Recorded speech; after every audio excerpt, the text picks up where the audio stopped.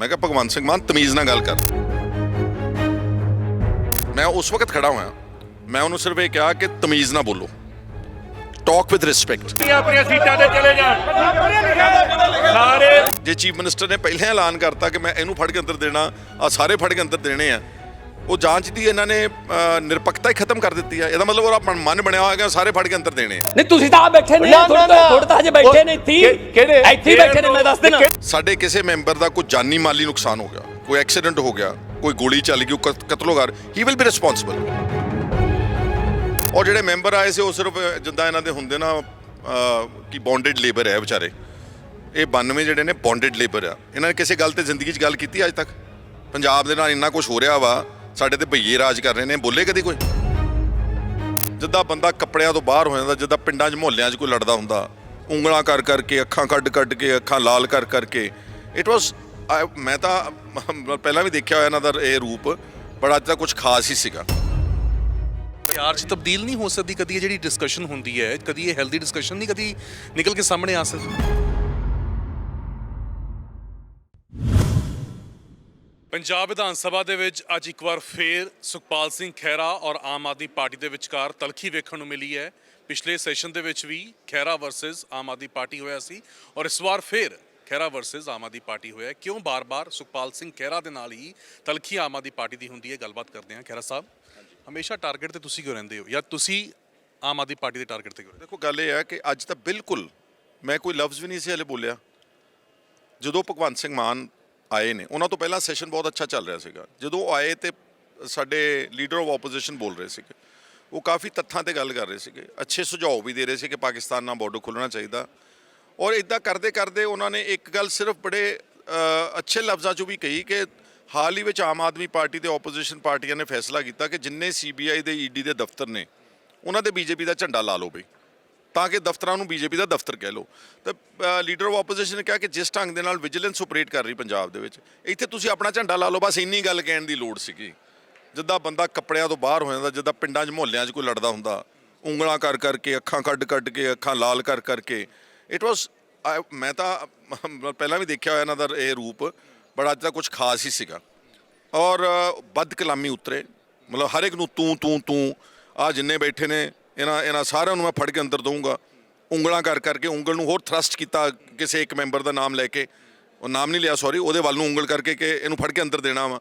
ਚਰਨਜੀਤ ਸਿੰਘ ਚੰਨੀ ਜਿਹੜੇ ਹਾਜ਼ਰ ਹੀ ਨਹੀਂ ਗਏ, ਉਹਨਾਂ ਦਾ ਵੀ ਨਾਮ ਲੈਤਾ। ਹੁਣ ਤੁਸੀਂ ਮੈਨੂੰ ਦੱਸੋ, ਉਂਗਲ ਤੁਹਾਡੇ ਵੱਲ ਵੀ ਕੀਤੀ ਸੀਗੀ? ਮੇਰੇ ਇਸ਼ੂ ਤੇ ਕਿਉਂ ਆਇਆ, ਮੈਂ ਬਾਅਦ 'ਚ ਆਉਣਾ। ਤੁਸੀਂ ਮੈਨੂੰ ਦੱਸੋ ਕਿ ਹੁਣ ਜਾਂਚ ਦੀ ਕੀ ਵੈਲਿਊ ਰਹਿ ਜੂਗੀ? ਜੇ ਚੀਫ ਮਿਨਿਸਟਰ ਨੇ ਪਹਿਲਾਂ ਐਲਾਨ ਕਰਤਾ ਕਿ ਮੈਂ ਇਹਨੂੰ ਫੜ ਕੇ ਅੰਦਰ ਦੇਣਾ, ਆ ਸਾਰੇ ਫੜ ਕੇ ਅੰਦਰ ਦੇਣੇ ਆ, ਉਹ ਜਾਂਚ ਦੀ ਇਹਨਾਂ ਨੇ ਨਿਰਪੱਖਤਾ ਹੀ ਖਤਮ ਕਰ ਦਿੱਤੀ ਆ। ਇਹਦਾ ਮਤਲਬ ਉਹਦਾ ਮਨ ਬਣਿਆ ਹੋਇਆ ਕਿ ਸਾਰੇ ਫੜ ਕੇ ਅੰਦਰ ਦੇਣੇ ਆ।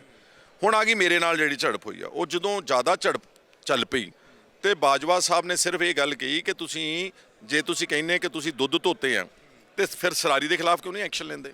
ਤੁਸੀਂ ਲਵਲੀ ਯੂਨੀਵਰਸਿਟੀ ਵਾਲੇ ਦੀ ਜ਼ਮੀਨ ਕਿਉਂ ਨਹੀਂ ਛਡਾਉਂਦੇ? ਤੁਸੀਂ ਸੀਚੇ ਵਾਲੇ ਦੇ ਕੋਲੋਂ ਪੰਚਾਇਤ ਦੀ ਜ਼ਮੀਨ ਕਿਉਂ ਨਹੀਂ ਛਡਾਉਂਦੇ? ਕਹਿੰਦਾ ਕਿਹਨੇ ਕਿਹਾ? ਉਹ ਕਹਿੰਦੇ ਸੁਖਪਾਲ ਸਿੰਘ ਖਹਿਰਾ ਨੇ ਅੱਜ ਇਲਜ਼ਾਮ ਲਾਏ ਨੇ ਸਦਨ ਦੇ ਵਿੱਚ। ਕਹਿੰਦਾ ਇਹ ਕੌਣ ਹੁੰਦਾ ਵਾ, ਮੈਂ ਇਹਨੂੰ ਜਾਣਦਾ ਨਹੀਂਗਾ।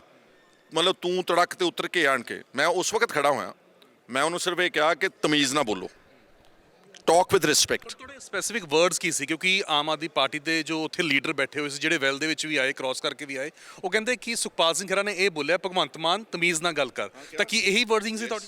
ਯੈਸ, ਮੈਂ ਕਿਹਾ ਭਗਵੰਤ ਸਿੰਘ ਮਾਨ ਤਮੀਜ਼ ਨਾਲ ਗੱਲ ਕਰ। ਜਿਹੜਾ ਬੰਦਾ ਮੈਨੂੰ ਤੂੰ ਤਾਂ ਕਰਦਾ, ਜਿਹਨੂੰ ਆਪ ਨੂੰ ਕੋਈ ਸ਼ਰਮ ਨਹੀਂ ਆ ਰਹੀ, ਤੇ ਮੈਂ ਫਿਰ ਇਹ ਦੇਖੋ ਗੱਲ ਇਹ ਆ ਕਿ respect is not one way traffic. ਅਗਰ ਜਿਹੜਾ ਮੈਨੂੰ ਰਿਸਪੈਕਟ ਦਊਗਾ, ਰਿਸਪੈਕਟ ਲਊਗਾ। ਜਿਹੜਾ ਮੈਨੂੰ ਰਿਸਪੈਕਟ ਨਹੀਂ ਦੇ ਰਿਹਾ, ਮੈਂ ਕੋਈ ਇਹਦਾ ਪੇਡ ਬੰਦਾ ਵਾਂ, ਕੋਈ ਚੌਕੀਦਾਰ ਹੈ ਇਹਦਾ, ਫਿਰ ਇਹੀ ਸ਼ਬਦ ਸੁਣੂਗਾ ਦੁਬਾਰਾ ਵਾਪਸ। ਔਰ ਮੈਂ ਇਹੀ ਕਿਹਾ ਕਿ ਤਮੀਜ਼ ਨਾਲ ਗੱਲ ਕਰ, ਆਈ ਇਨਫੋਰਸਡ ਇਟ। ਔਰ ਜਿਹੜੇ ਮੈਂਬਰ ਆਏ ਸੀ ਉਹ ਸਿਰਫ ਜਿੱਦਾਂ ਇਹਨਾਂ ਦੇ ਹੁੰਦੇ ਨਾ ਕਿ ਬੌਂਡਡ ਲੇਬਰ ਹੈ ਵਿਚਾਰੇ, ਇਹ 92 ਜਿਹੜੇ ਨੇ ਬੌਂਡਡ ਲੇਬਰ ਆ। ਇਹਨਾਂ ਨੇ ਕਿਸੇ ਗੱਲ ਤੇ ਜ਼ਿੰਦਗੀ 'ਚ ਗੱਲ ਕੀਤੀ ਅੱਜ ਤੱਕ? ਪੰਜਾਬ ਦੇ ਨਾਲ ਇੰਨਾ ਕੁਝ ਹੋ ਰਿਹਾ ਵਾ, ਸਾਡੇ ਤੇ ਭਈਏ ਰਾਜ ਕਰ ਰਹੇ ਨੇ, ਬੋਲੇ ਕਦੀ ਕੋਈ? ਇਸ ਕਰਕੇ ਇਹ ਬੌਂਡਡ ਲੇਬਰ ਆ ਗਈ ਉਹਦੀ ਸਪੋਰਟ ਤੇ। ਉਹ ਤਾਂ ਕ੍ਰਾਸ ਵੀ ਕਰ ਗਏ ਸੀ ਲਾਈਨ, ਚੀਫ ਮਿਨਿਸਟਰ ਦੇ ਡੈਸਕ ਤੋਂ ਅੱਗੇ ਮੇਰੇ ਗੱਲ ਪੈਣ ਨੂੰ ਆਉਂਦੇ ਸੀਗੇ। ਸੋ ਮੈਂ ਤਾਂ ਅੱਜ ਇਹ ਕੁੱਲ ਕਿਹਾ ਸਪੀਕਰ ਸਾਹਿਬ ਤੁਹਾਡੇ ਉੱਤੇ ਵੀ ਲੱਗਦੇ ਸੀ ਕਾਂਗਰਸ ਜਦੋਂ ਤੁਸੀਂ ਸੀਗੇ, ਤਾਂ ਕੀ ਕਹਿ ਕੇ ਆਏ ਆ? ਅਸੀਂ ਕਿਹਾ ਅੱਜ ਤੋਂ ਬਾਅਦ ਸਾਡੇ ਕਿਸੇ ਮੈਂਬਰ ਦਾ ਕੋਈ ਜਾਨੀ ਮਾਲੀ ਨੁਕਸਾਨ ਹੋ ਗਿਆ, ਕੋਈ ਐਕਸੀਡੈਂਟ ਹੋ ਗਿਆ, ਕੋਈ ਗੋਲੀ ਚੱਲ ਗਈ, ਕਤਲੋਗਾਰ, ਹੀ ਵਿਲ ਬੀ ਰਿਸਪੌਂਸਿਬਲ। ਇੱਦਾਂ ਕਿਉਂ ਜਾਪਦਾ ਹੈ? ਉਹਦੇ ਤੁਸੀਂ ਤਾਂ ਦੂਰ ਬੈਠੇ ਨਾ ਗੈਲਰੀ 'ਚ, ਮੈਂ ਤਾਂ ਉਹਦੀ ਬਾਡੀ ਲੈਂਗੁਏਜ ਦੇਖਣ ਤੋਂ ਬਾਅਦ ਤੁਹਾਨੂੰ ਇਹ ਦੱਸ ਰਿਹਾ ਵਾਂ। ਔਰ ਸਾਰੀ ਪਾਰਟੀ ਦੇ ਮੈਂਬਰਸ ਨੇ ਬਹੁਤ ਕੇਅਰਫੁਲੀ ਉਹਨੂੰ ਵਾਚ ਕੀਤਾ ਜਦੋਂ ਚੀਫ ਮਿਨਿਸਟਰ ਤੁਹਾਡੇ ਨਾਲ ਇੰਨਾ ਨਫ਼ਰਤ ਦੀ ਭਾਵਨਾ ਤੇ ਉੱਤਰ ਆਵੇ, ਹੀ ਕੈਨ ਡੂ ਐਨੀਥਿੰਗ।